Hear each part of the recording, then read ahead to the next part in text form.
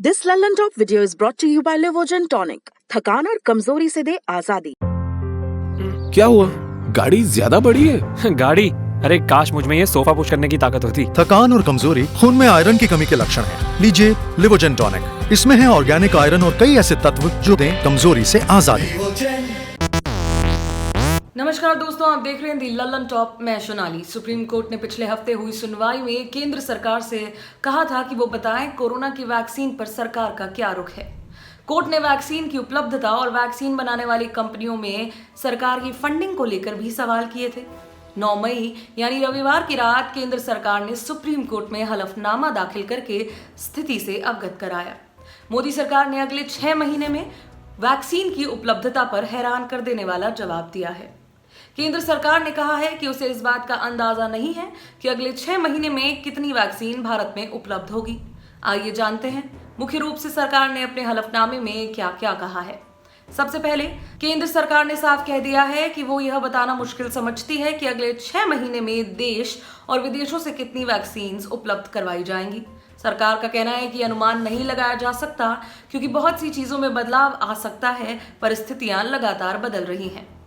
वहीं सरकार ने वैक्सीन और उसके ट्रायल में शामिल कंपनीज पर भी अपनी बात रखी। डिपार्टमेंट ऑफ बायोटेक्नोलॉजी का कोविड-19 research consortium research and development के लिए तकरीबन 11 वैक्सीन कैंडिडेट्स के साथ काम कर रहा है। इसमें प्राइवेट और पब्लिक सेक्टर दोनों ही कंपनीज शामिल हैं। वहीं सरकार ने वैक्सीन बनाने वाली दोनों ही कंपनीज के साथ अपने हिसाब किताब की जानकारी भी कोर्ट को दी। कोविशील्ड बनाने वाली सीरम इंस्टीट्यूट ऑफ इंडिया और कोवैक्सीन बनाने वाली भारत बायोटेक को जितना भी पैसा दिया गया वो वैक्सीन की एडवांस के तौर पर ही दिया गया।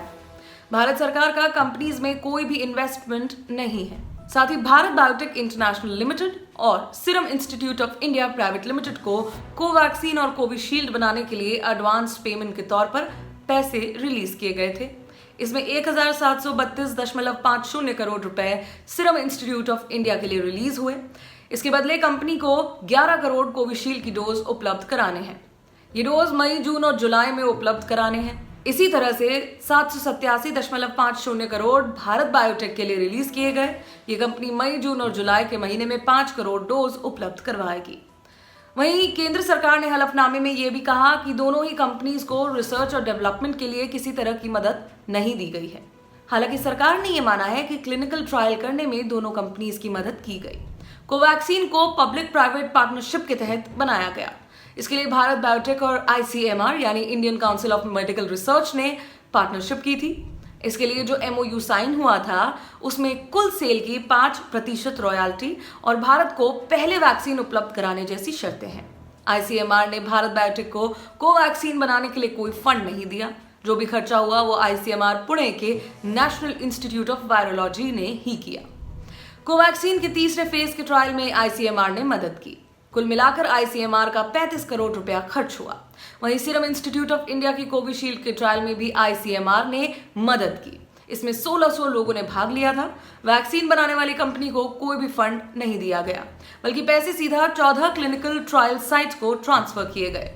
बता दें कि केंद्र सरकार ने वैक्सीनेशन के अलावा कोविड प्रबंधन की ताजा और विस्तृत जानकारी सुप्रीम कोर्ट को दी है।